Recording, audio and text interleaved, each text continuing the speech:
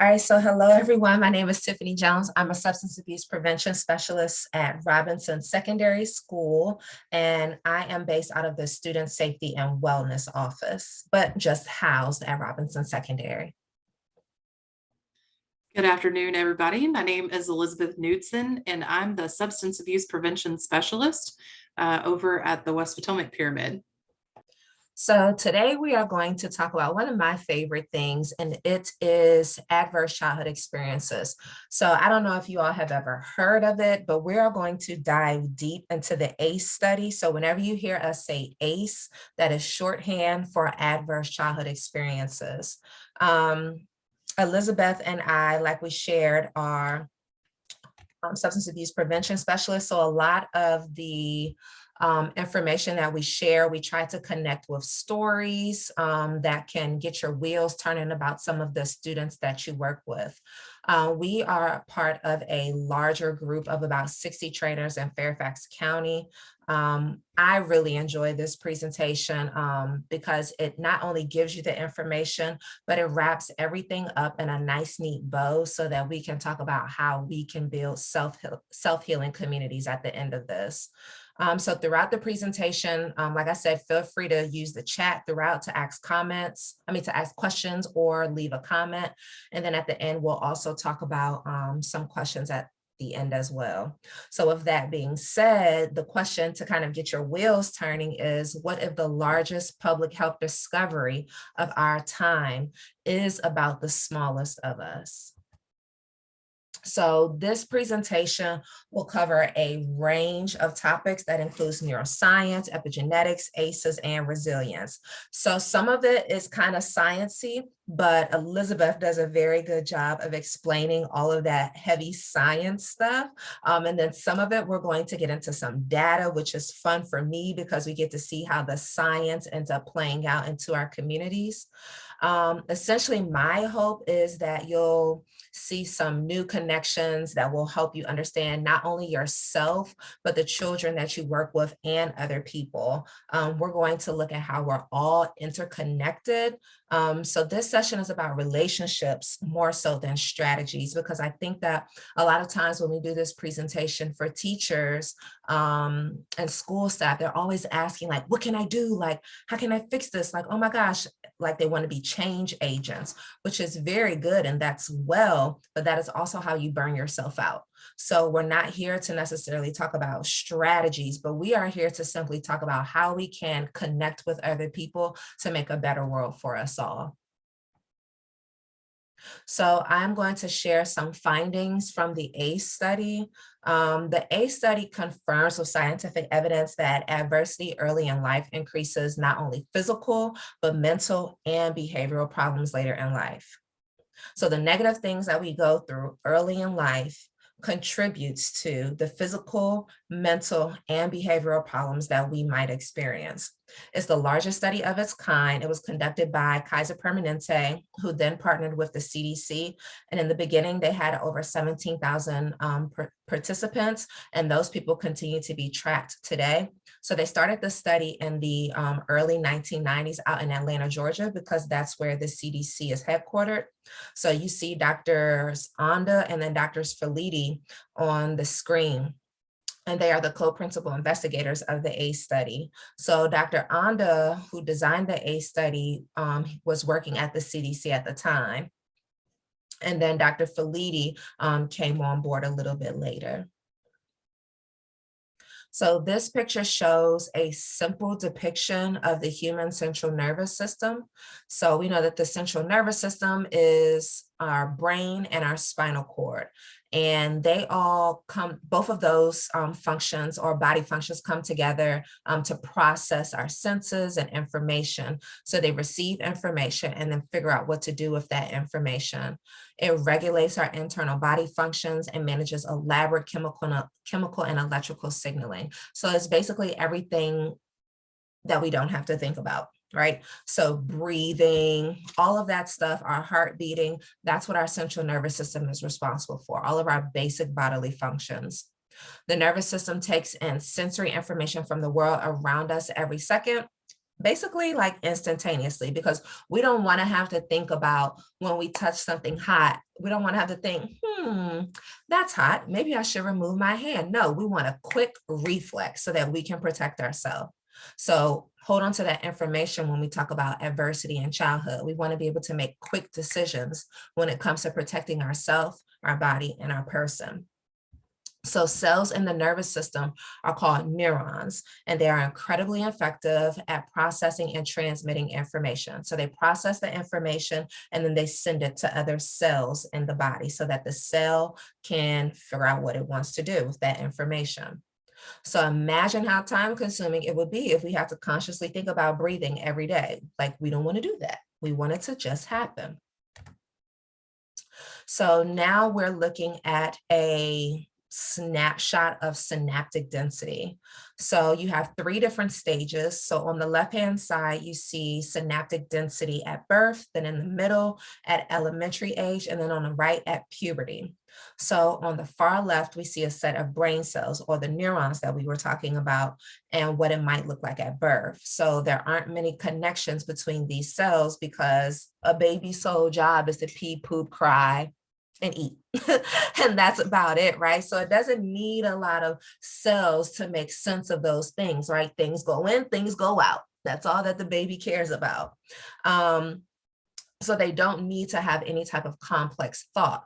But then remember how we always say that kids are sponges. So at elementary age, this is about the age of 6 that you see in the middle. The little kid is taking in information, so they're soaking everything up. That's why it's so easy for little kids to learn a second language, because they have all of these synapses, right? But then if you don't use that second language, maybe like me, I took Spanish from 6th grade all the way through college, and I can get by, but I'm not as fluent as I should be. But that's because I live in a country where I don't necessarily have to speak Spanish. So in order for my brain to make sense of information and process it quickly and to be more efficient, my brain said, we'll get rid of that. We'll forget that word. Like, we know como estás, we know some other things, we know how to get by, but to say the word door in Spanish, I got to think about for a second, right? So it doesn't come as easy as it used to. So that's what our brain is doing, is holding on to information that's necessary for survival. Then it's getting rid of some of the other things that it doesn't need. And then you see in puberty, there are less neurons. So this is because the least experienced connections tend to withdraw at about the time of puberty. So this process is called pruning. So if any of you all are gardeners, like you have, like it's springtime now. So in the winter, you are supposed to prune your bushes so that in spring, when everything blooms or when it comes back, it can come back and grow larger and more beautiful. So pruning is a mechanism the brain uses to make itself more efficient and faster. So it really does prune off the neural connections a child isn't using. So think about like your iPhone. When you first get your iPhone, that's your baby at birth, right? So your iPhone doesn't have much on it. There's no pictures, there's no text messages on it. Then you load up your iCloud, right? So now you're at the elementary age. So now you have some of those text messages, you have that contact information from your bestie, your husband, your children, right? You download Facebook, you download Instagram, all these other things. Secretly, you download TikTok as well. But then you realize that your phone is moving too slow.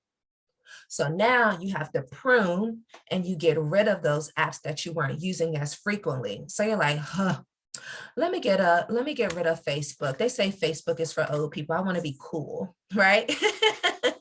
So then you're like, okay, let me get rid of this game. I'm no longer playing this game anymore. Wordle is really popular right now. So now your phone is moving quicker because you're pruning it. So that's what's happening with an iPhone and with your brain.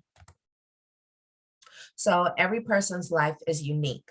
But for illustration and simplicity purposes, we're going to imagine that there are simply two worlds. So at the top, you have the dangerous world, and then at the bottom, you have safety or a secure world. So you're going to imagine a child going through one of those two worlds. So the brains of those children are going to develop in a way that best helps them survive the world in which they live in via pruning. Okay, so we're going to remember that pruning. So they will develop skills and behaviors adapted to that world. Traumatic experience like development, traumatic experience during development like abuse, neglect, and chaotic environments is going to end up predicting some behaviors later on down the line. Because of pruning, if I grow up in a dangerous environment, my brain needs to remember all of the important nuances of my caregiver, right? So when you have little kids in your classroom who kind of quiver like at the sound of loud noises or at loud voices, that's because their brain is holding on to the information that I need to stay safe, or I have to recognize when the adults around me are upset, because when adults are upset, that means that I am no longer safe or that I might be abused. Okay, so that's where we're going with this information. So humans are only made to be under stress for about 20 minutes at a time, which is just long enough to either fight, flight, or freeze. So a child growing up in an environment experiencing abuse, neglect, or maybe even in a war zone, that's going to have a big impact on their development, right? And then with those circumstances, the brain will develop in a way to prepare itself for a dangerous world. So now you have stress, and stress leads to stress hormones like cortisol being exerted constantly. Because if we're only supposed to be under stress for about 20 minutes, but you got those stress hormones constantly firing off, what do you think is going on in the body? So you have these stress hormones that are hanging around, and then they're sculpting the brain and wiring it. So the characteristics of that person that's being wired under the guise of constant stress and danger, they might be a little edgy. They might be hot-tempered, impulsive. They might be hypervigilant, withdrawn, dissociated, or numb. So you usually have like two extremes: the person who withdraws, and then you might have the person who acts out in their behavior under stress. So people who have had like a traumatic experience from conception to toddler years will likely have a higher baseline of stress, like cortisol in their body. So they're constantly kind of working at the upper tier of the stress levels in their body. So as a result, this group may have a short fuse. They might be self-focused, which means that it's hard for them to focus on their work in school, in the classroom. And they may have a difficult time shifting gears from emotion to problem solving.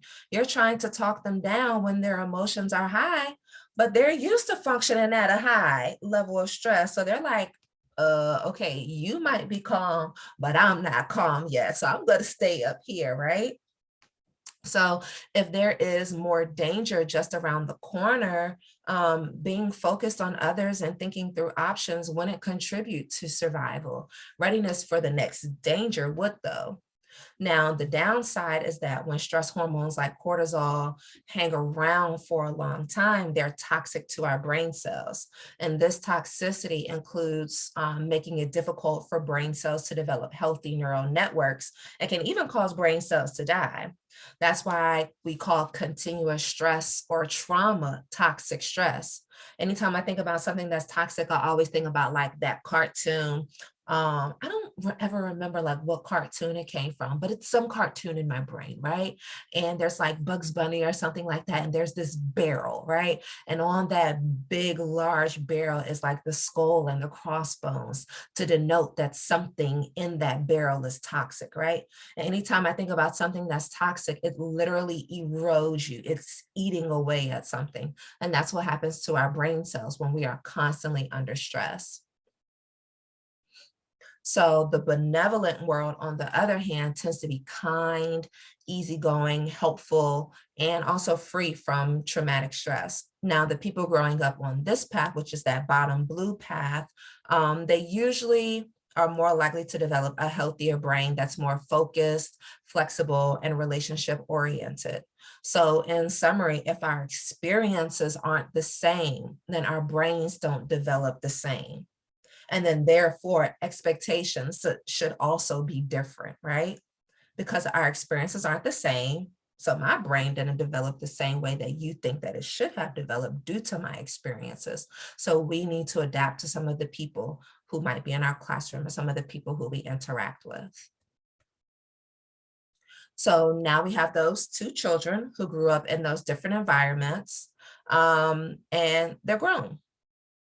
What kind of situations might be a good match for a person who tends to be edgy, hypervigilant, emotionally detached, or quick to act?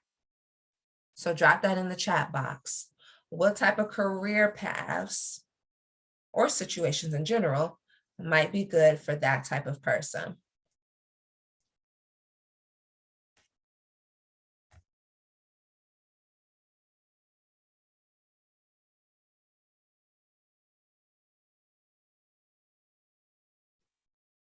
Nice. So you all went with what's on the picture and what's similar to the picture, right? So police officers, 911 dispatch, yes. EMS, yes. Very, very good. Private security, oh, that's a new one.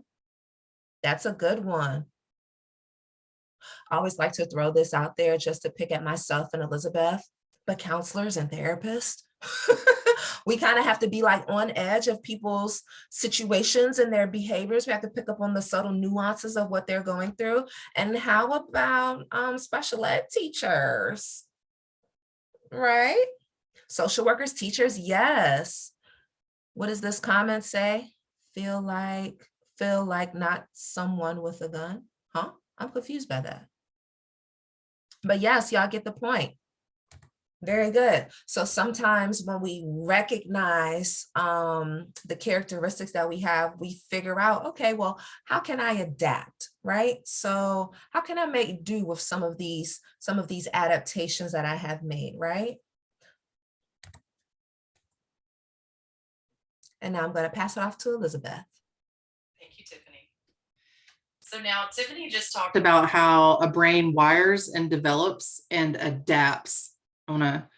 Adapts our behaviors based on the world that we grew up in, which is necessary for our survival, right? She was just talking about that.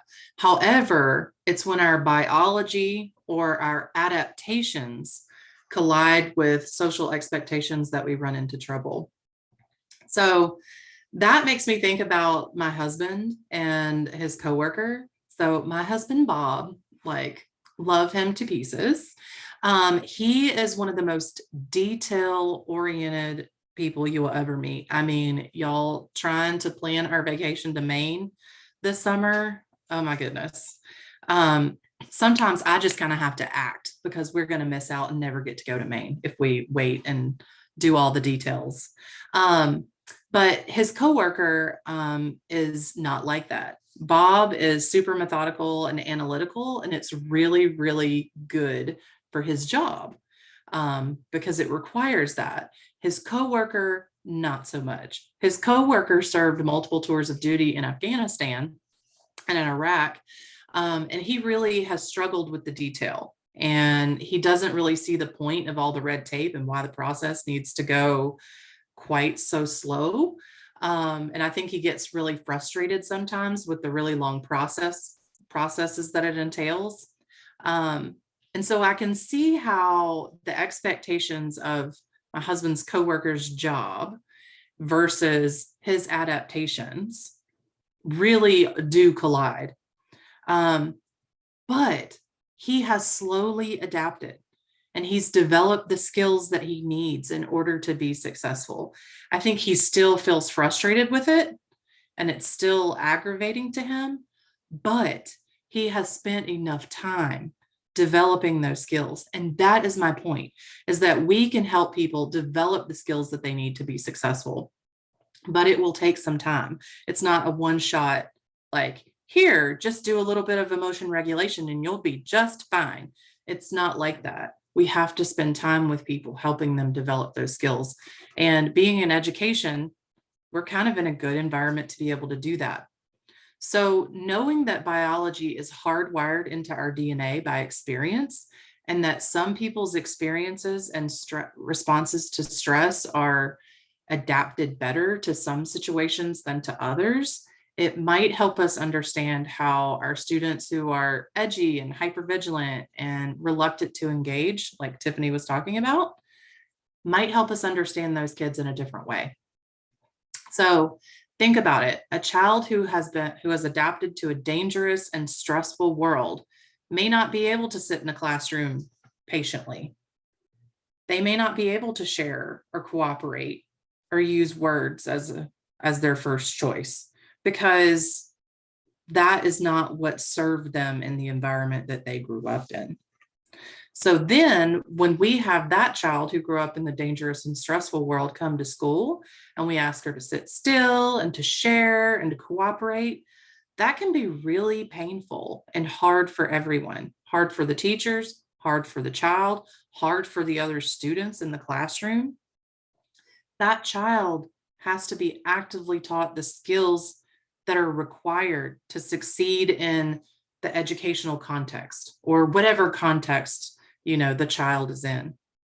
So just like we would train somebody who grew up on the safe and benevolent path, if they were going to be thrown into a chaotic and dangerous environment, like if you took Bob, my husband, and threw him into Afghanistan, you'd have to give him some skills to give him a fighting chance, right? So we have to do that with these other children if we want them to be successful in the environments that we're asking them to be successful in. So it may not be that children are being defiant or spiteful in our classrooms, but it may be that they're showing us an adaptation for the environment that they grew up in. And their behavior really is coming from a deeper place, like survival.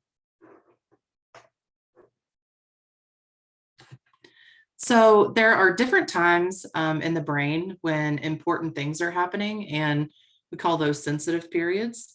So those sensitive periods, there are different ones for each brain region when the size and functional abilities of that brain region are most affected by experience and are most vulnerable to toxic stress. So for example, I talk with my students a lot about the hippocampus, because proper development of the hippocampus during adolescence is absolutely crucial for memory and learning. I tell them, like, your hippocampus is on fire for being able to learn.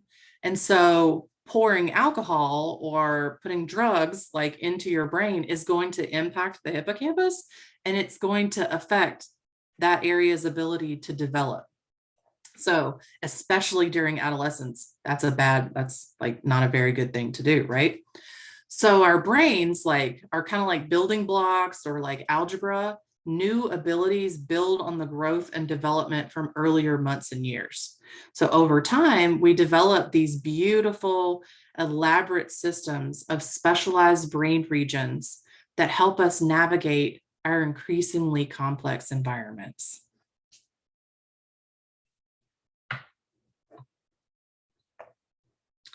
Okay, so far we've talked about how brains develop based on experience.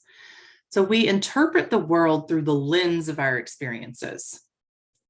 And that impacts how we respond and how our nervous system develops and rehearses. So it's basically rehearsing for the world that we grew up in and day out, so that we'll be ready. So that we'll be ready to respond however we need to respond. So based on our experience, it could be that stress is interpreted by the brain as something we can tolerate and work through, or it could be interpreted as something that's really overwhelming. And so our set points for that stress interpretation are largely in place by early adulthood.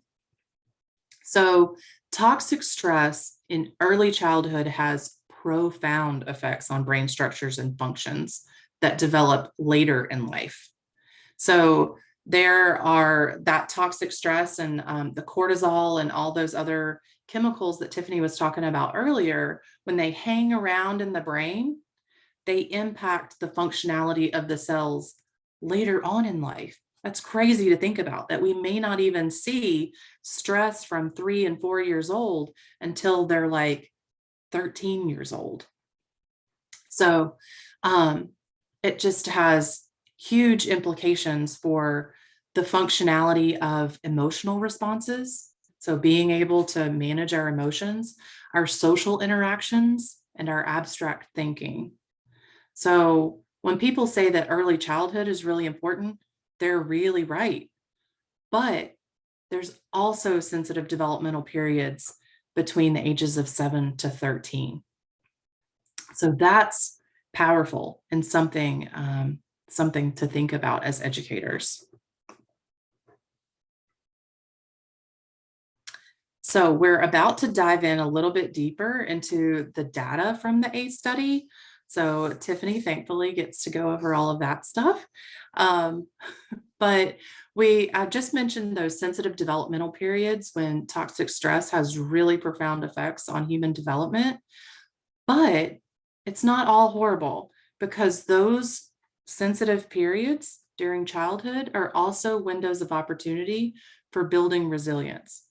Because after all, our brains are sensitive to all kinds of experience, good and bad experiences. And so by paying attention to these sensitive developmental periods, we can do a better job at protecting children and providing them the kinds of challenges and supports that are appropriate and can help remediate some of that earlier toxic stress and hopefully promote lifelong health and well-being. So we, as human beings, as educators, as parents, we have a collective choice. We can actively develop the skills and accommodations that enable everyone to contribute to our community, or we can reject people when they have normal adaptive responses to childhood adversity. So if you remember only one thing from all of this information that we've shared so far about brain development, I really hope it will be that toxic stress can be hardwired into biology. So before we assume that a person's behaviors are a like defiant or rebellious choice, then let's think about the possibility that adversity may be at the heart of the challenges that we see. So now we're going to switch gears and dive a little bit deeper into the ACE study that we mentioned earlier.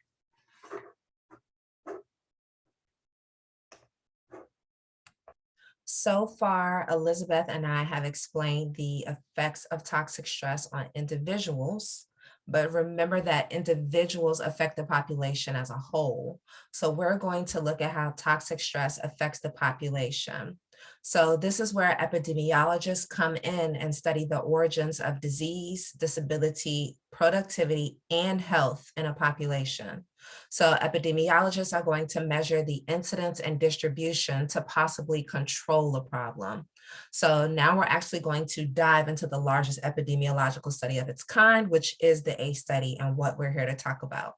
Now, what I will say is that some of the strengths of the ACE study is that it is a gateway to empathy and compassion. So remember earlier I said that we're not here to talk about strategies, but we are here to talk about empathy and compassion, right? But one of the weaknesses of the ACE study is that it doesn't measure or account for intensity, frequency, or chronicity. And I'll tell you why, or not why, but in what specific areas we're looking at that in. So all ACE scores aren't created equally, and the ACE study taught us that the diagnosis is not necessarily always the problem. Now, most studies prior to the ACE study only looked at one type of childhood abuse at a time. The ACE study looked at everything as a whole instead of in its separate silos. So the ACE study broadened the picture to include multiple types of childhood stressors. This is what makes the ACE study so unique, because it provides the potential to understand how multiple forms of childhood stressors can affect many important public health problems. And that just makes sense, right? Because if I am one person, one body that has experienced multiple stressors, I want to look at how those multiple stressors have affected my one body and then affected the body of people as a whole.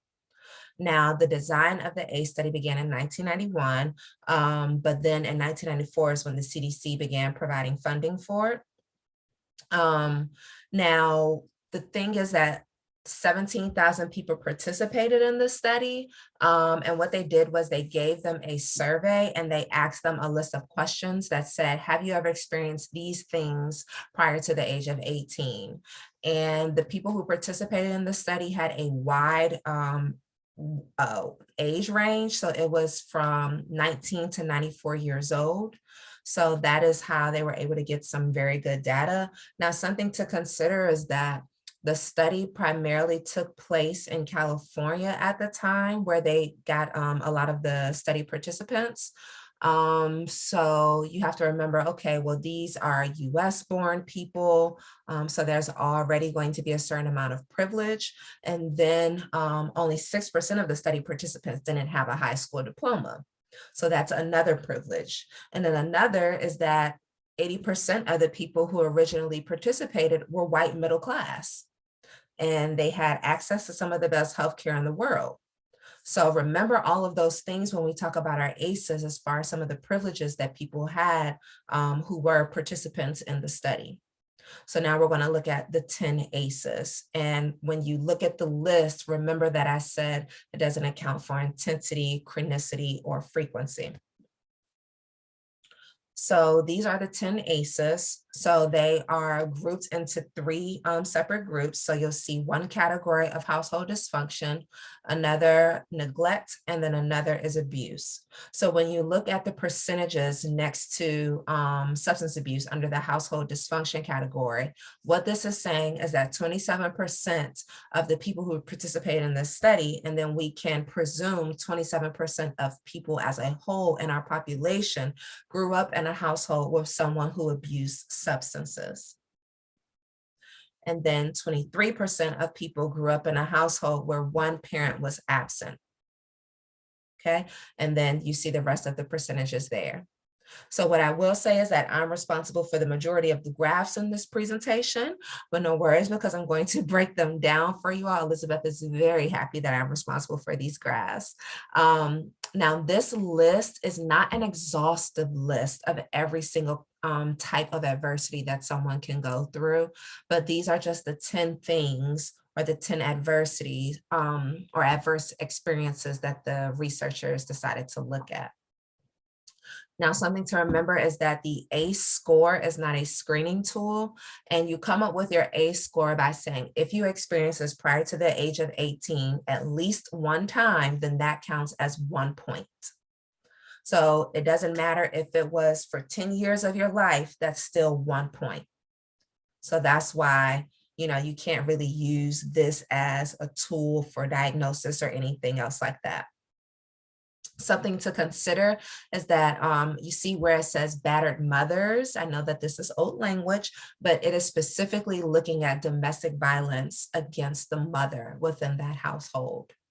And then something else to consider is that the absence of a parent psychologically, it's easier to make sense of a parent's death than to cope with abandonment. Okay.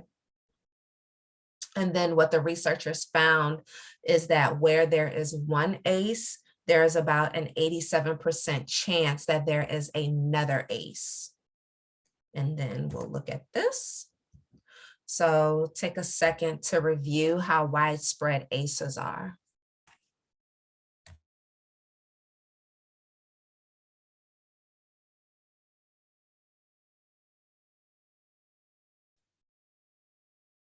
The ACE score was developed since so many are interrelated. So you'll see that each category represents a point. So no matter, again, how severe it was, it's still 1 point. So we're going to consider it a stress dose response relationship. So the higher the ACE score, the higher the development or the developmental effects of toxic stress tend to be on that person. So you'll see that 66% of people experience an ACE.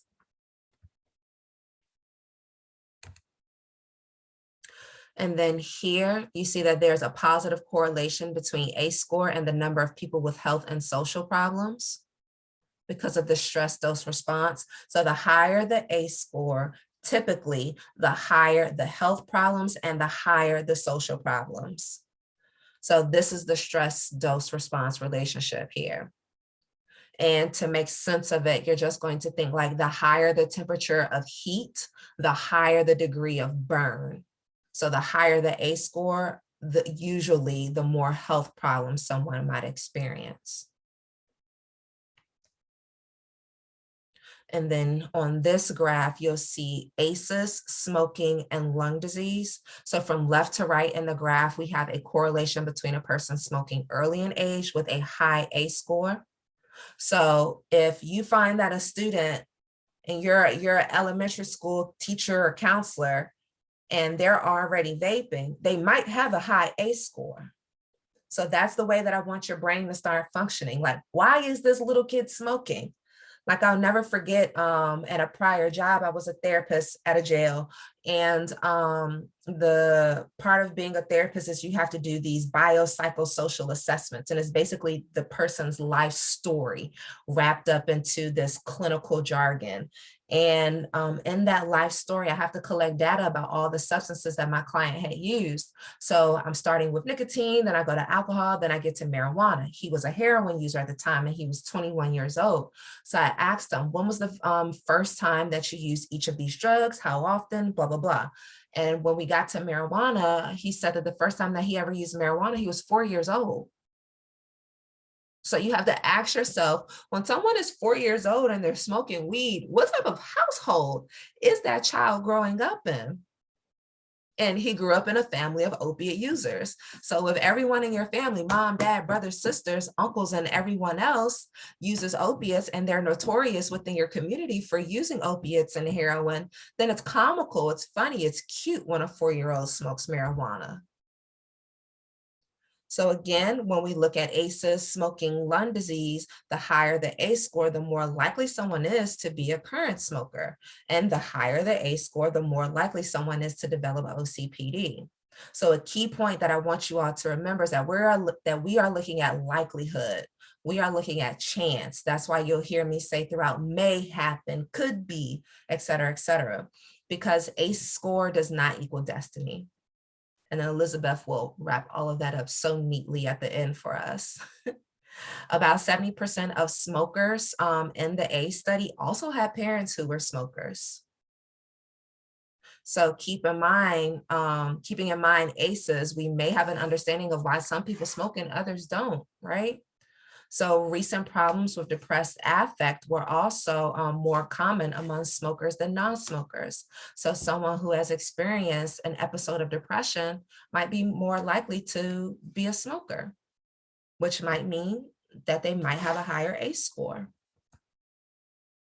So people don't smoke simply because they don't know the risk, because the Truth Initiative and all these other programs have done a fabulous job of telling us that smoking causes lung disease, emphysema, cancer, danger to your unborn fetus. They put it right on the cigarette boxes. They put it right on the vape cartridges and vape devices and all of that.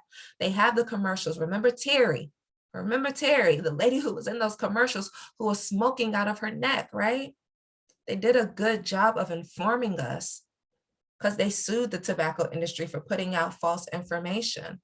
So it's not necessarily a question of why do these people continue to smoke? Like, it's obviously bad for your health.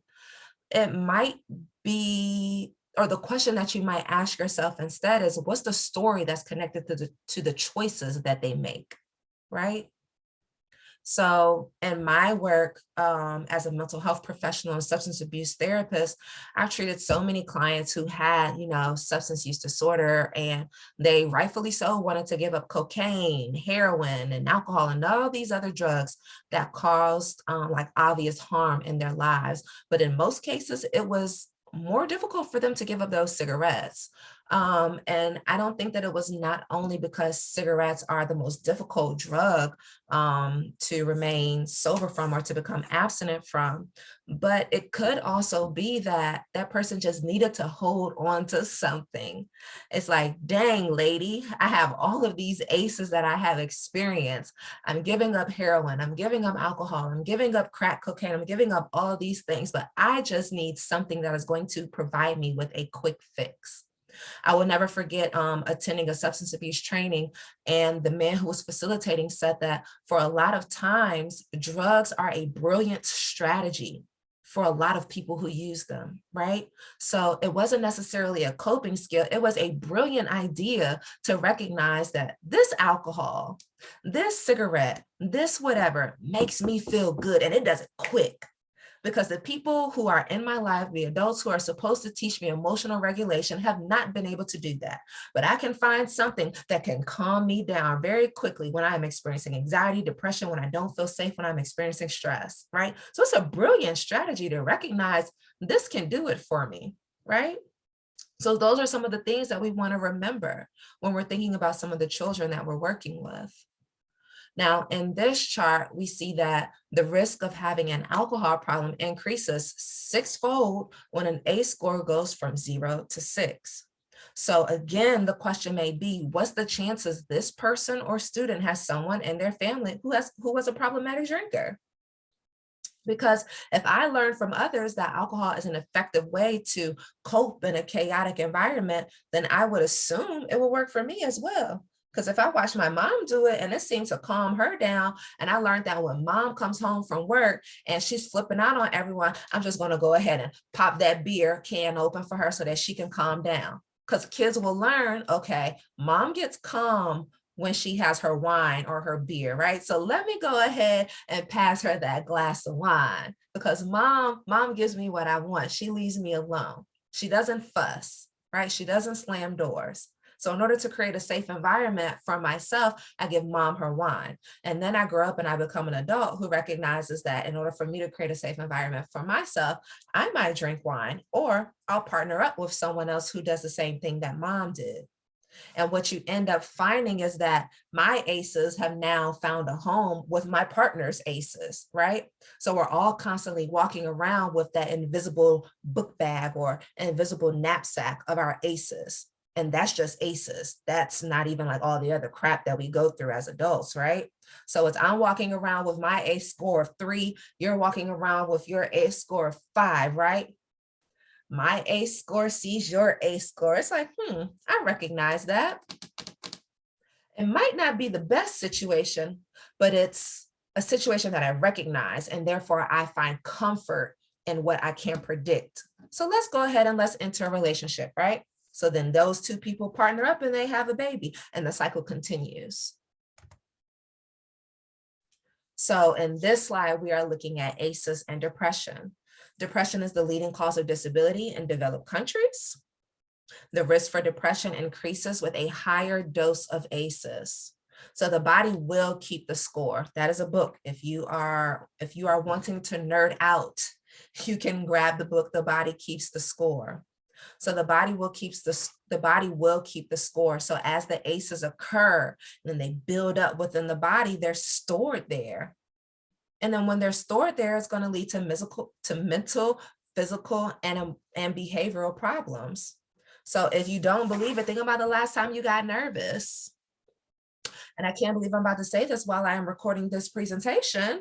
But when I think about the times when I got extremely, extremely nervous, I usually call it nerve-skited.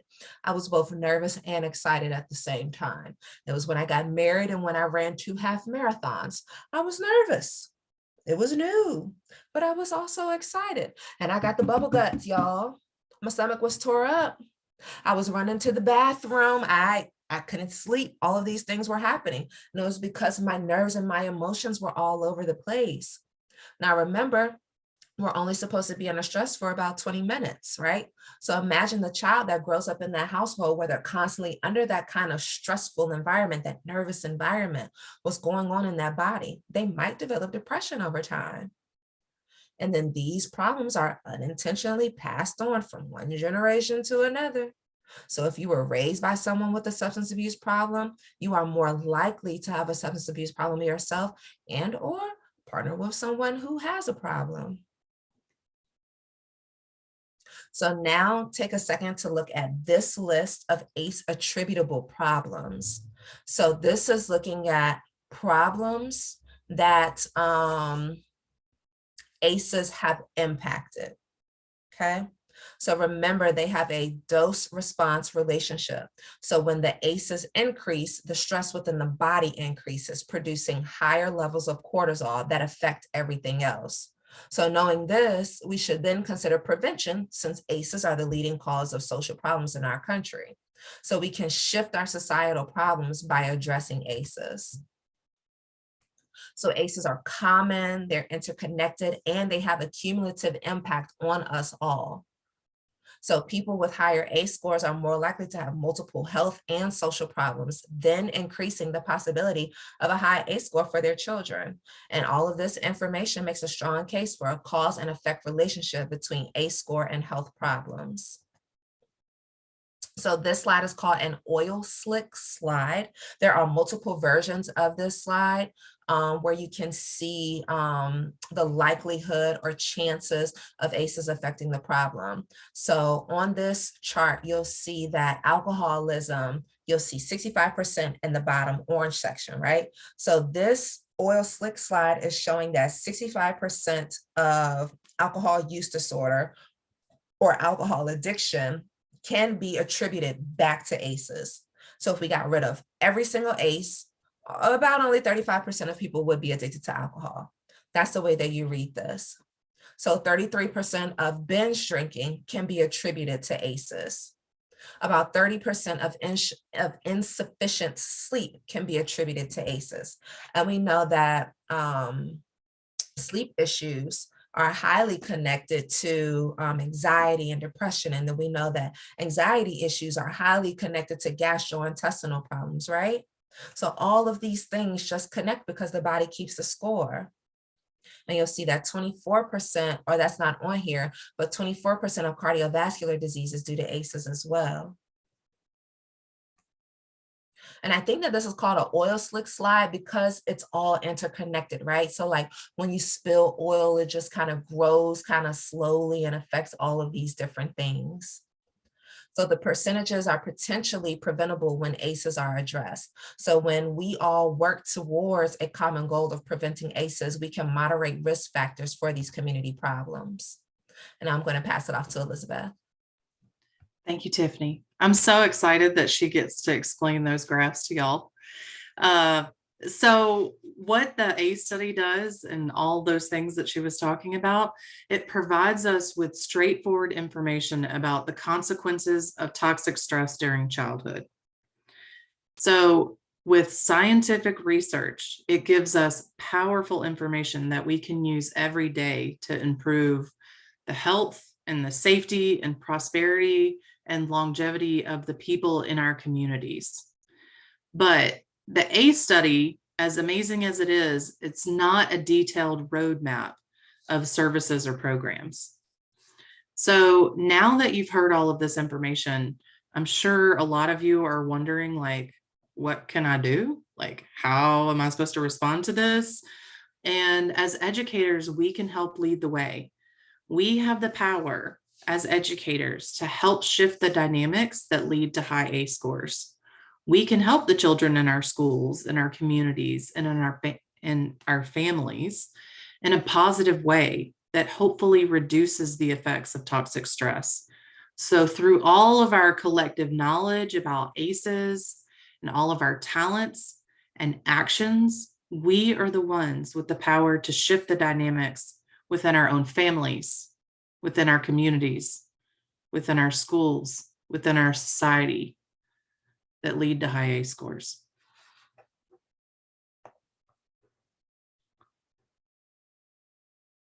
So when people hear about the ACE study findings, people want to know about resilience. People get excited about the idea of resilience, partly because it reminds us that our supportive actions matter. We want to feel like what we do matters. And so our desire for resilience and developing that resilience in kids leads us to search for ways that help families, help communities, help our kids. So there are 3 protective systems that interact and guide positive adaptation. These are the ones in the resilience literature.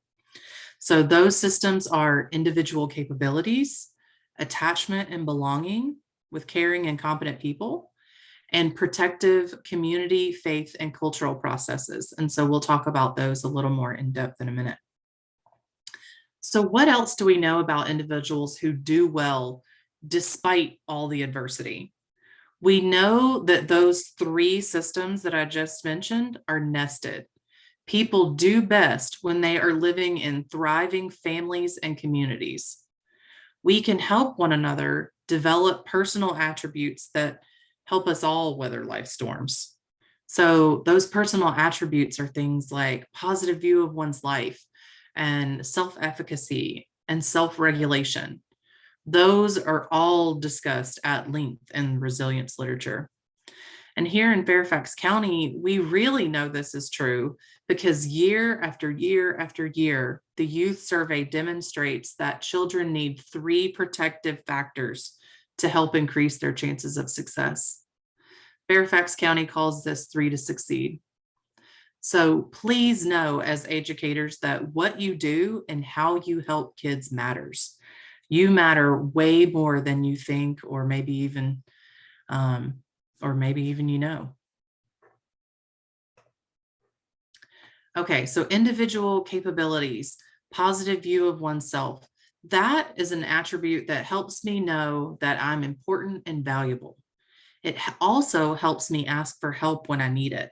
So, what's probably not surprising to y'all, but is important to know, is that positive view is closely related to hope. And so, together, they help me not to give up. So, positive view is also about the story we tell ourselves that says, good things happen to me. So, when we notice the core gifts of each person and help them find opportunities to give those gifts to a community they care about, we are helping them create positive view and hope in that student. So, my nephew is a great example of this. So, JT, he's 15, but like all throughout his like childhood, he has been trying to figure out his spot. This kid has been on the swim team. He has been on the lacrosse team. He's played basketball. He's played baseball. He's I'm trying to think what else. Just so many different Boy Scouts. Like he's done it all, and he never could find his spot. I remember talking to him one day, and he was like, "Auntie Elizabeth, I think I just don't really love sports," and I'm sure that like killed my brother. But somebody noticed, one of his teachers noticed that he's kind of an artistic kid. He's kind of a musical kid. So they got him into band and they got him painting. This kid paints some of the prettiest, most amazing pictures. And he has found a home and a community in the band. And this kid is thriving in his first year of high school. So he started band, I think, when he was in like middle school, the especially awkward time. And now in high school, like he's got friends, has the confidence to stay at the school and participate in the orchestra and pick up a different instrument. And it's just amazing to watch when he has found the connection to a group, to his people, and he thinks, I'm good at something, what it does to a kid. So we have a really unique opportunity as educators to help people develop that positive view of themselves and the hope and the social and emotional support that is going to help them be more successful. Because somebody who has all of those things, they are more likely to complete at least 1 year of post-high school education. They're less likely to be depressed, and they're more likely to be employed.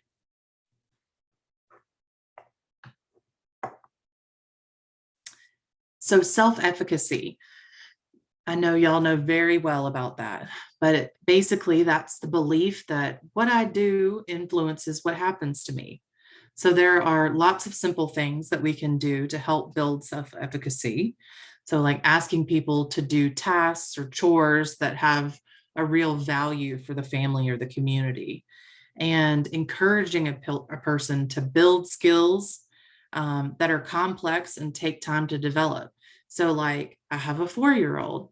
So the skills that, or the self-efficacy that I'm trying to build in her is going to look a lot different from a 12 or 13-year-old. So we have to make sure that it's age appropriate, but by building it from a young age, hopefully you're building that self-efficacy in that child. It may be that we have to start small with some of our students who weren't ever able to build that self-efficacy. And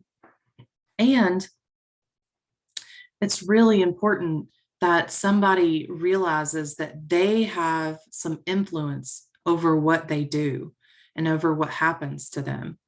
Because if they don't feel like they have influence over what happens to them, that can be really dangerous, because they might give up their control of their lives and decisions to who and to what? Drugs, other people? So self-efficacy is so, so, so important. So self-regulation or emotion regulation, or just being able to manage one's emotions, that is probably what I talk about more than anything in my office. Yes, we talk lots and lots and lots about drugs, but one of the things that I really want kids to understand is often that substance use is a response to them feeling overwhelmed emotionally. So being able to manage your own emotions is vital to success, not as a student, but as a human being, just as a person. It is vital. So it's basically our ability to gauge our state of mind and our emotions and keep those under control while we're navigating social situations. So sometimes we can't, or we don't read a situation and adapt our behavior to it. And if we're not able to do that, that can make some social aspects of our life really difficult. Like, you can't be, having outbursts all the time, right? When people are just trying to bowl, like, or play golf. Can't be throwing your clubs across the like green or the fairway or whatever. So there are lots of different strategies for practicing self-regulation that people can cultivate and practice. So they have multiple strategies available to them in times of distress. I think as therapists, we try to equip them with as many as we can, and we practice it and practice it and practice it in sessions so that they start to build all those neural connections that help them realize, oh, I do have some control over this and I can calm myself down. Sometimes we have to co-regulate. So if somebody's not able to regulate themselves, we can model that and we can co-regulate with them. So sometimes we have to teach them. I do that with my 4-year-old. I mean, we do the deep breathing together. We even have it on my watch and we watch it together and do the breathing. And so hopefully by me modeling it, she's learning it and she's developing those neural connections that says, I can calm myself down. I don't have to be drowned by this emotion that I'm feeling right now.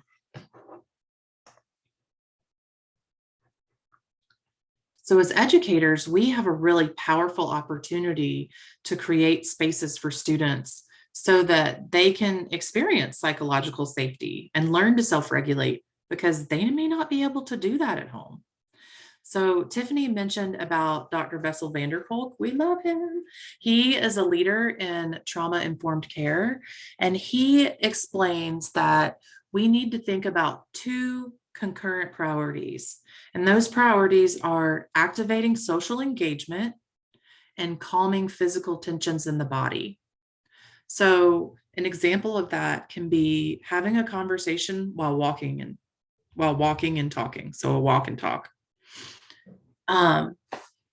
So for people who've grown up in a world where relationships equal danger, they may have a stress response when they're socially engaged. There are many things that help people to self-regulate. Probably one of the most simple and most researched is deep breathing. I mentioned it earlier. And Madeline, that's my 4-year-old. She tells me, stop it, mommy. And she gets really annoyed with me when I try to talk her through it. But at least, hopefully, we're building that skill. And we're getting a little bit of that neural connection in there. So practicing connection is another universal strategy that helps with self-regulation. So structuring time for conversations with kids, your children, any kids in your life, those conversations are going to help them practice connection. So playing games that get them talking, or having a topic of conversation that everyone can engage in at the dinner table, can help them practice that connection, because social engagement and connection in an ideal world can help people regulate, can be self-regulating for people. So having good positive experiences can help with that regulation piece. All right, so there are all kinds of individual capabilities that are associated with recovery and resilience. However, those are often the same capabilities that don't develop well when children experience lots of adversity or trauma. But we can embrace the word yet, the power of yet, and think of it instead as, I haven't yet learned that, or they haven't yet learned that. And we can shift our perspective to see it as, these children just haven't had the opportunity to develop it yet. Next. So the second protective system that we can nurture is belonging. So many people talk about the importance of having people in their lives, people who recognize and encourage our unique talents, interests, and strengths. And it's true, relationships with caring and competent people are vital contributors to resilience and recovery. But sometimes that message gets shortened and it only includes caring relationships. But the competency piece is really important. And the competency often requires people to learn new skills, and that will help people practice safety in all its forms when they're relating to people who are hardwired for survival in a dangerous world or unpredictable world. So people who have difficulty with emotion regulation or management, who might have difficulty picking up on social cues or problems with addiction and family bonds and other consequences of developmental trauma, those folks can be challenging friends and neighbors. But relationships that provide security and belonging are vital to helping people develop the skills of resilience.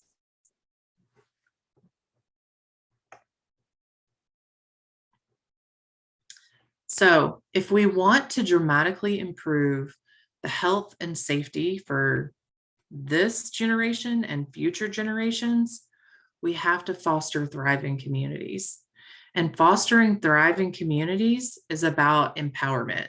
And it's about investing in the people who have the most at stake, so that those people can be expert leaders in their own community's change.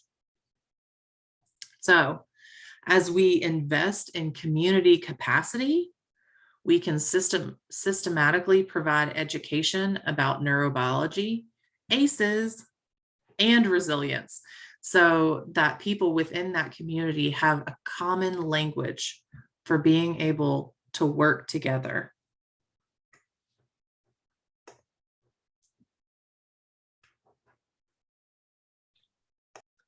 Okay, so these are 4 resilience factors that have been shown to make a difference, many of which you can find in the Fairfax County Youth Survey.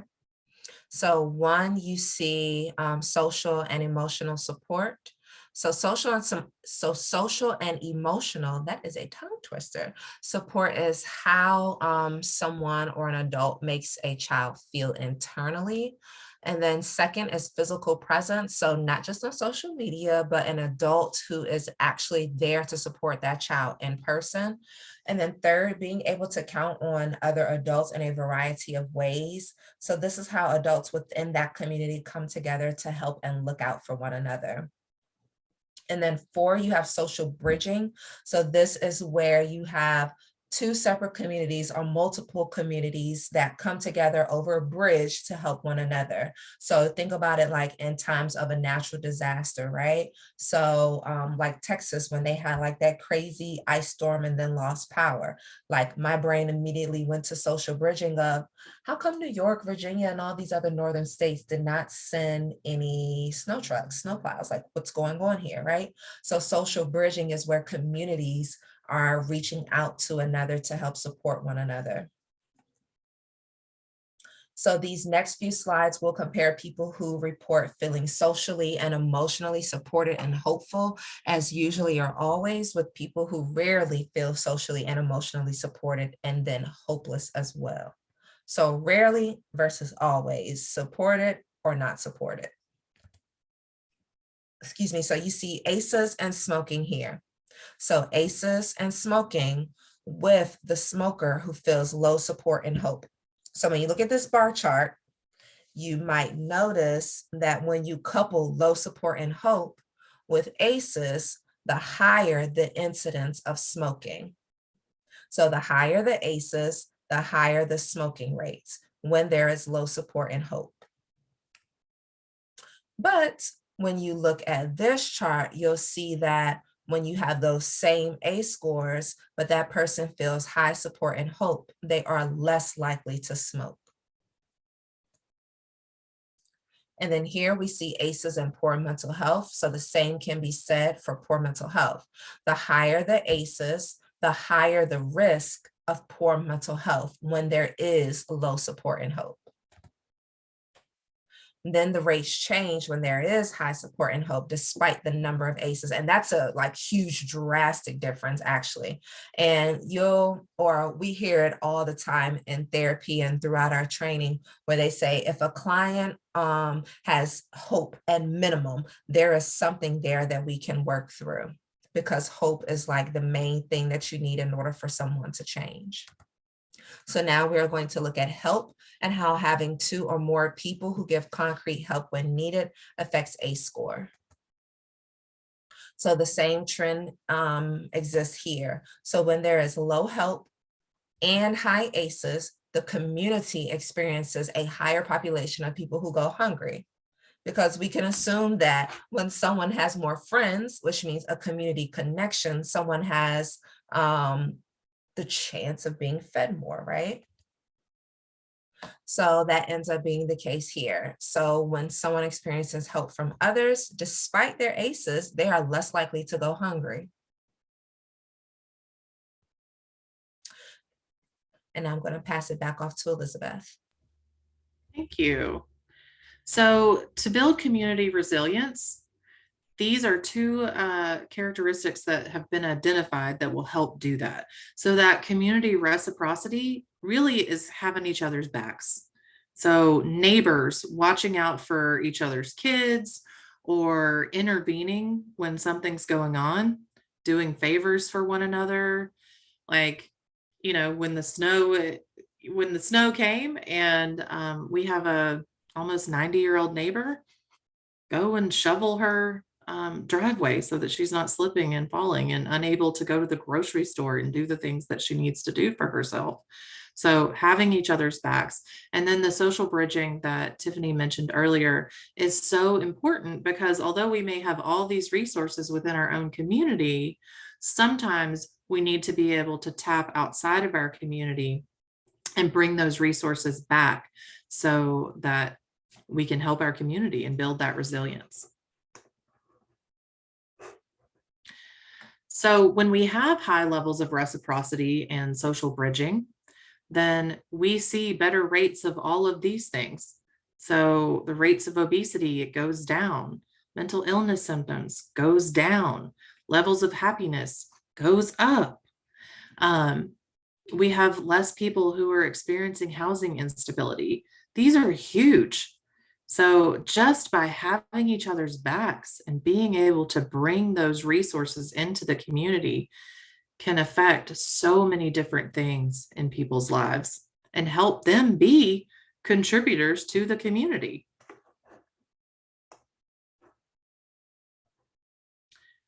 So each successful community, when they've built their community capacity, it's going to look different because every community is unique. But communities that have reduced major social problems, have reduced the percent of young people with high ACE scores, and have improved key factors for resilience, they do use some similar processes for achieving better results. And they use these processes to work over time to build new capacities to help one another to thrive and build new capacities for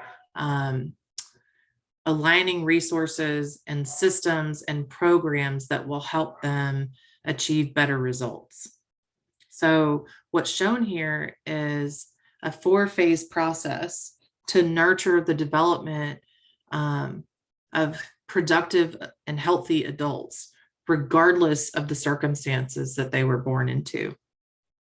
So this is an approach that invites all members of the community to shift the ways that we engage with one another on a day-to-day basis. So by improving people's connections, by having shared responsibility for each other in our community, by building skills and self-efficacy, we can help build that capacity development.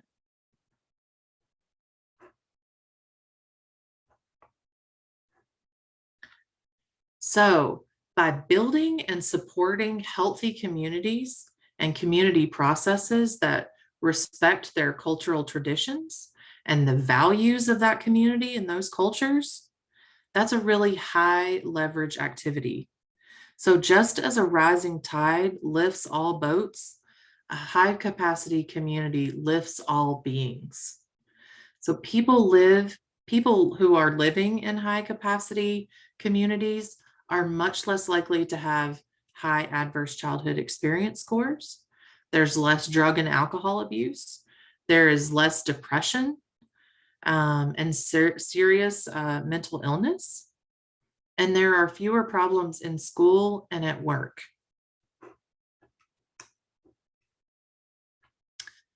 So there's a predictable pattern to transformative change, and it begins with discovery and communication, which hopefully will lead people to clarify their values and their thinking. And equipped with that new knowledge and those new habits and ways of thinking, people can change their actions in everyday life.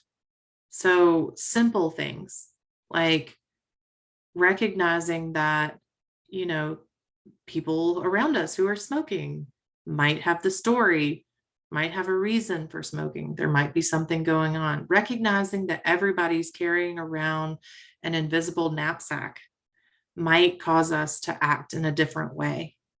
So just remembering those things can help start to change those dynamics. And so then remember that if we're all collectively interacting with the kids in our classrooms or in our offices in a different way, then it might help to shift the dynamics. So all that change, not all of it, change is up to us.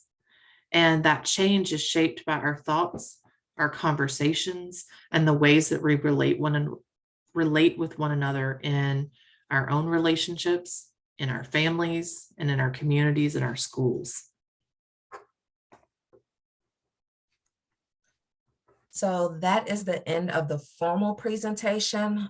We have some extra stuff for you all though, but we hope that you were able to gain a new perspective about not only your students, but possibly yourself and other people that you come into contact with. And that hopefully as educators, school staff, etc., you help them develop the neural connections of a positive view of self-efficacy and connection with others. So you might not be able to change the past and maybe your own ACEs, but you can assist with preventing them from happening to others. So we don't have to have an ACE score of 0. We're not striving for perfection. We are just striving for some type of progress. By bringing scores down by any amount, it will help the community as a whole. So we can help prevent ACEs from being passed on to the next generation. So the hope and promise of this information is that the largest public health discovery of our time is really just about family, community, and children. It's all of us, all of our actions that help prevent ACEs. So we have a survey here for you all to complete for us, pretty please. It'll take about 5 minutes. I will drop the link in the chat box for you all. I'll actually come back to this survey, and then I have the resources for you as well that I sent out via email. And then if you are interested in finding out more information about the SAW office or the SAT program, you can visit the website here, which is on the handout, and then also call the main office.